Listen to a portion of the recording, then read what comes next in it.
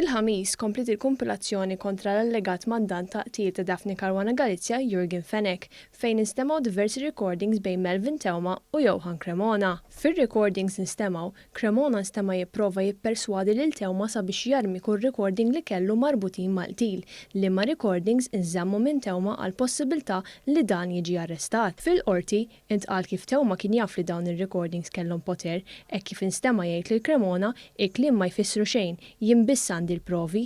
Fil-fatt, huwa sostna li kien irid ikun ċert li Yorgen Fenech jaf bl-istess recordings. Waqt is-seduta, Theuma kien visibilment anzjuż, tant li fhim minnhom saħaq kif għandu jġorru ħtija ta' qtil ta' Caruana Galizia bħal Salib.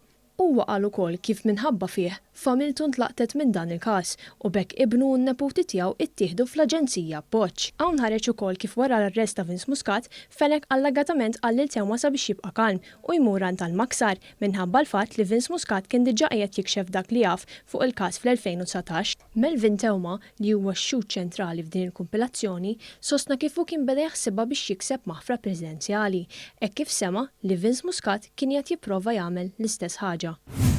Fil-Qorti l-Ħamis wara nofsinhar bdiet tinstema' l-kumpilazzjoni fil-każ ta' Adrian Hillman fejn intqal li Hillman irċieva iżjed minn €1,000,000 fi trasferimenti segreti ta' flus minn kumpanija ta' Kembri il barra minn Malta. Il-Maġistrat Donatella Frendo Dimek iddikjarat li hemm biżżejjed evidenza biex tpoġġi taħt att akkuża lil Hillman. Huwa qed jiġi mixli b'ħasil ta' flus u tixħim. Intqal kif meta Hillman kien id-direttur maniġerjali tal-kumpanija tat-Times kien deċiżi tinbena stamperija ġdida fl-imrieħel u l-makkinarju inġab mill-kumpanija Kasko ta' Kembri. Qal kif bosta makkinarju kien stmat iżjed milli suppost u għalhekk Hillman u Kembri allegatament ħadu l-flus għalihom.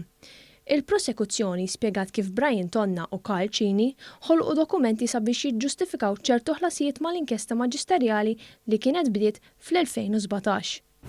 Roderick Vella li kien instab ħati li prostitwixxa li tfajla tiegħu u kien ġie kkundannat 15-il xahar ħabs tilef l-appell dwar dan il-każ.